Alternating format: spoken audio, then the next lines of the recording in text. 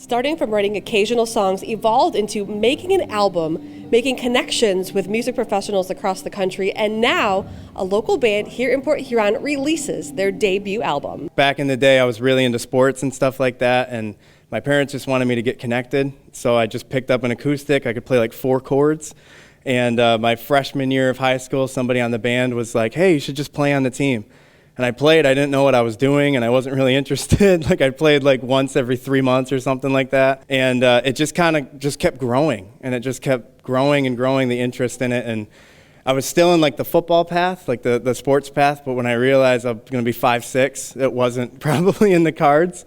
And so just the music just kind of became the interest. And my senior year, I felt like I heard the Lord like audibly say, you know, you're supposed to lead worship. You're supposed to lead worship at this house. And from that moment, it's just been like all everything's going full steam ahead. It was 3 years ago. My wife and I and family were checking out new churches. This was actually the first one we sought out, and we just called it home right away. We loved the feel of it. The word got out that I played guitar at our previous church, and they kind of asked, and I said, okay, let's do this. Did the audition and made the team. When Chuck came and Micah came and all these people came out of the team, it felt like, okay, they get it. They understand what we're wanting to do.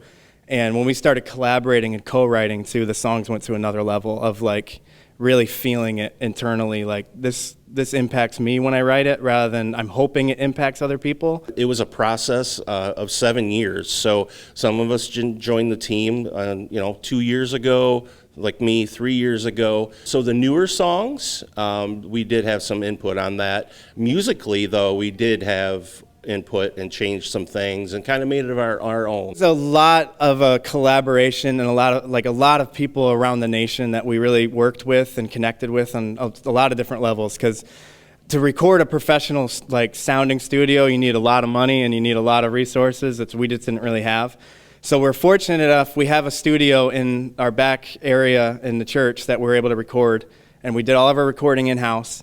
And then we sent our music out to get mixed from a guy in Nashville, and then there's a guy in Charlotte who mastered everything, and somebody who edited a lot of our stuff as well. So there's a lot of guys that put their hands to this project that made it what it is. All the credit is, to God, but he definitely spoke to Corey, and Corey had this vision, and he didn't stop. And as soon as the right team was assembled, it just kind of happened. Our album is available now on all streaming platforms. You can see Spotify, iTunes, everywhere that music is sold online.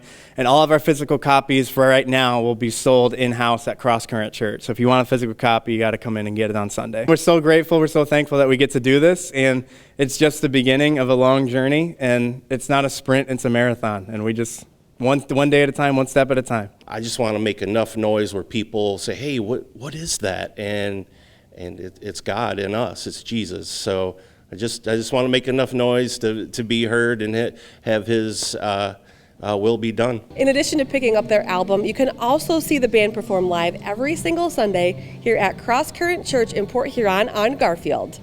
For EBW TV, I'm Annie Naraki.